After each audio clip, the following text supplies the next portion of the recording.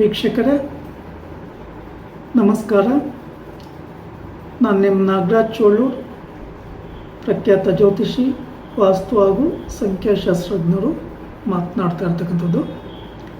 ವೀಕ್ಷಕರೇ, ಮೊನ್ನೆ ನನಗೊಬ್ಬರು ಕಸ್ಟಮರ್ ತುಮಕೂರಿಂದ ಕಾಲ್ ಮಾಡ್ತಾರೆ. ಅವರ ಪರಿಚಯ ಇತ್ತು ನನಗೆ. ನಾವೆಲ್ಲ ಒಂದು ಆಫೀಸ್ ಮಾಡಲಿಕ್ಕೆ ಒಂದು ಶಾಪ್ ನೋಡಿದ್ದೇವೆ, ಬಂದು ವಾಸ್ತು ನೋಡಿ ನಮಗೆ ಸಜೆಷನ್ಸ್ ಕೊಡಿ ಅಂತೇಳಿ ಫೋನ್ ಕರೆ ಮಾಡ್ತಾರೆ. ಸರಿ, ಅವ್ರು ಫೋನ್ ಕರೆ ಮಾಡಿದ ಮೇಲೆ ನಾನು ಸಂಜೆ ಹೋಗಿ ಆ ಶಾಪನ್ನು ನೋಡ್ತೇನೆ. ಆ ಶಾಪು ಉತ್ತರಕ್ಕೆ ಮುಖ ಇದೆ. ಉತ್ತರ ಈಶಾನ್ಯ ಮತ್ತು ಉತ್ತರ ವಾಯುವ್ಯದ ಕಡೆ ರೋಡ್ ಇದೆ. ಶಾಪೇನೋ ಫಸ್ಟ್ ಫ್ಲೋರ್ನಲ್ಲಿತ್ತು, ಚೆನ್ನಾಗಿತ್ತು. ಆ ಶಾಪೆಲ್ಲ ದೊಡ್ಡದಾಗೂ ಇತ್ತು, ಅವ್ರಿಗೆ ಆಫೀಸ್ ಮಾಡಲಿಕ್ಕೆ ಅನುಕೂಲಕರವಾಗಿ ಇತ್ತು. ಬಟ್ ಈಚೆ ಕಡೆ ಒಂದು ಕಂಬ ಮಾಡಿದ್ದಾರೆ. ಹಾಗೆ ಆ ಶಾಪಿನ ಈಶಾನ್ಯ ಭಾಗ ಪೂರ್ವದ ಕಡೆ ಎಲೆಕ್ಟ್ರಿಷಿಯನ್ ಕಂಬ, ಹೈ ಪವರ್ ಅಂದರೆ ತುಂಬ ಲೈನ್ಸನ್ನು ಎಳೆದು ಬಿಟ್ಟಿದ್ದಾರೆ. ಹಾಗಾಗಿ ಅವರಿಗೆ ಈ ಶಾಪನ್ನು ಮಾಡಿದರೆ ನಿಮಗೆ ಪಾಸಿಟಿವ್ ರಿಸಲ್ಟ್ ಬರೋದು ತುಂಬ ಕಷ್ಟ ಅಂತೇಳಿ ಸಲಹೆಯನ್ನು ಕೊಟ್ಟೆ. ಅವರು ಆ ಶಾಪನ್ನು ನೋಡಿದ ತಕ್ಷಣದಲ್ಲೇ ವ್ಯವಹಾರವನ್ನು ಮಾತಾಡಬೇಕು ಅಂತ ಡಿಸಿಷನ್ ಮಾಡಿದರು. ಆಗ ಅವ್ರಿಗೆ ಗ್ರಹಣದ ಸಮಯ ಬೇರೆ ಇದ್ದದ್ರಿಂದ, ನಾಳೆ ಗ್ರಹಣ ಇರೋದ್ರಿಂದ ಏನು ಮಾತಾಡ್ಲಿಕ್ಕೆ ಹೋಗಬೇಡಿ ಅಂತ ಹೇಳಿದೆ. ಅವರು ಕೆಳಗಡೆ ಬಂದು ನನ್ನ ಹತ್ರ ಕ್ಲೀನಾಗಿ ಏನು ಸಮಸ್ಯೆ ಆಗುತ್ತೆ ಅಂತೇಳಿ ಎಲ್ಲ ಡಿಸ್ಕಷನ್ ಮಾಡಿದಾಗ, ಆ ಶಾಪು ನಾವು ವಾಯುವ್ಯದ ಎಂಡಿಂಗಿಗೆ ಅಂದರೆ ಪಶ್ಚಿಮ ವಾಯುವ್ಯದ ಎಂಡಿಂಗಿಗೆ ಬರ್ತದೆ.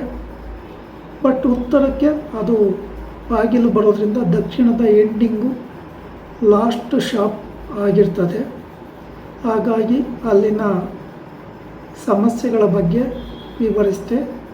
ಅನಂತರ ಪ್ರಶ್ನಾ ಕುಂಡಲಿಯನ್ನು ನೋಡಿದಾಗ ಆ ಶಾಪ್ನಿಂದ ಲಾಭ ಬರಲ್ಲ ಅಂತೇಳಿ ಕಂಡುಬಂತು. ಆ ಬಗ್ಗೆ ಅವರಿಗೆ ಮಾಹಿತಿಯನ್ನು ತಿಳಿಸಿದೆ. ಅನಂತರ ಅವರ ಹೆಸರಿಗೂ ನಾಗದೋಷ ಇರ್ತಕ್ಕಂಥದ್ದು, 7 ಶನಿ ನಡೀತಾ ಇರ್ತಕ್ಕಂಥ ಕಾರಣದಿಂದ ಆ ವಿಚಾರಗಳನ್ನೆಲ್ಲ ತಿಳಿಸಿದ ಮೇಲೆ ಅವರು ಸ್ವಲ್ಪ ನೋಡಿ ಹೇಳ್ತೀವಿ ಅಂತೇಳಿ ಹೇಳಿದರು.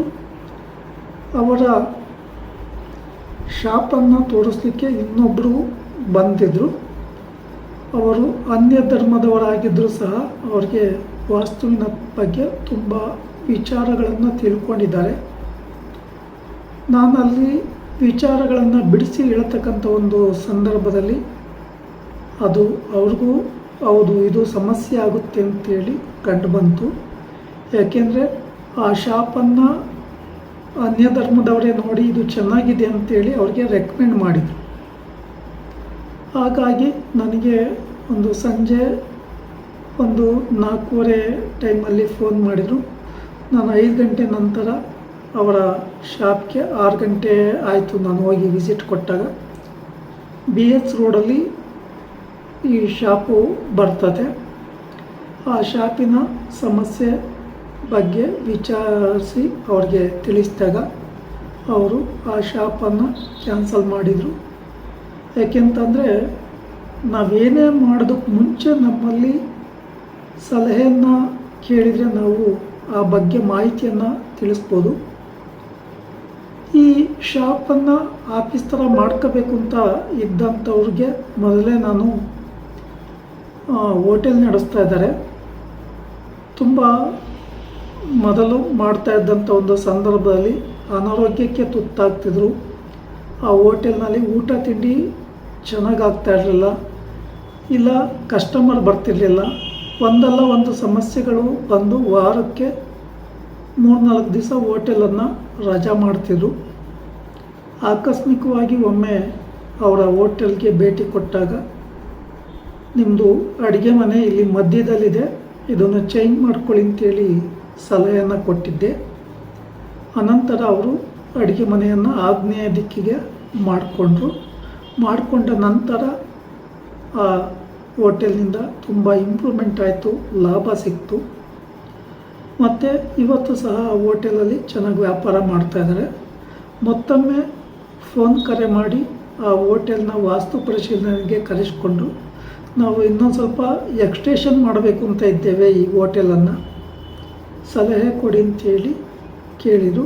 ಸಂಜೆ ಟೈಮ್ ಹೋಗಿ ಅವರು ಹೋಟೆಲನ್ನು ಯಾವ ರೀತಿ ಎಕ್ಸ್ಟೇಷನ್ ಮಾಡ್ಕೋಬೇಕು, ಯಾವ ಕಡೆ ಕಿಚನ್ ಇರಬೇಕು, ಯಾವ ಕಡೆ ಟೇಬಲ್ಗಳೆಲ್ಲ ಹಾಕಬೇಕು ಅಂತೇಳಿ ಸಲಹೆ ಮಾರ್ಗದರ್ಶನವನ್ನು ಕೊಟ್ಟಿದ್ದೆ. ಈಗ ಆ ಹೋಟೆಲ್ ಚೆನ್ನಾಗಿ ನಡೀತಾ ಇದೆ. ಹೋಟೆಲ್ಲು ದೊಡ್ಡದಿದೆ, ಸ್ವಸಹಾಯ ಪದ್ಧತಿ ಥರ ವ್ಯವಸ್ಥೆ ಮಾಡಿದ್ದಾರೆ. ವರ್ಕರ್ಸ್ ಯಾರು ಹೋಟೆಲಲ್ಲಿ ನಿಲ್ತಾ ಇಲ್ಲದೆ ಇರೋ ಕಾರಣ ಆ ಥರ ಮಾಡಿ ಚೆನ್ನಾಗಿ ಮಾಡ್ಕೊತಾ ಇದ್ದಾರೆ. ಅವರೇ ಹೋಟೆಲ್ಗಳಲ್ಲಿ ಎಲ್ಲ ಮ್ಯಾನೇಜ್ಮೆಂಟನ್ನು ನೋಡ್ಕೊತಾ ಇದ್ದಾರೆ. ಆ ಕಾರಣದಿಂದ ಈ ಹೊಸ ಆಫೀಸನ್ನು ನೋಡಲಿಕ್ಕೆ ನನಗೆ ಫೋನ್ ಕರೆ ಮಾಡಿದರು. ಅನಂತರ ಆ ಆಫೀಸ್ನ ದೋಷದ ಬಗ್ಗೆ ತಿಳಿಸಿದ ಮೇಲೆ ಅವರು ಕ್ಯಾನ್ಸಲ್ ಮಾಡಿದರು. ವೀಕ್ಷಕರೇ, ಈ ವಿಡಿಯೋ ಇಷ್ಟ ಆಯಿತು ಅಂದರೆ ಲೈಕ್ ಮಾಡಿ, ಶೇರ್ ಮಾಡಿ, ಫಾಲೋ ಮಾಡಿ, ಆ ಲೈಕನ್ನು ಒತ್ತಿ, ಬೆಲ್ಲೈಕನ್ನು ಒತ್ತಿ. ನಮಸ್ಕಾರ.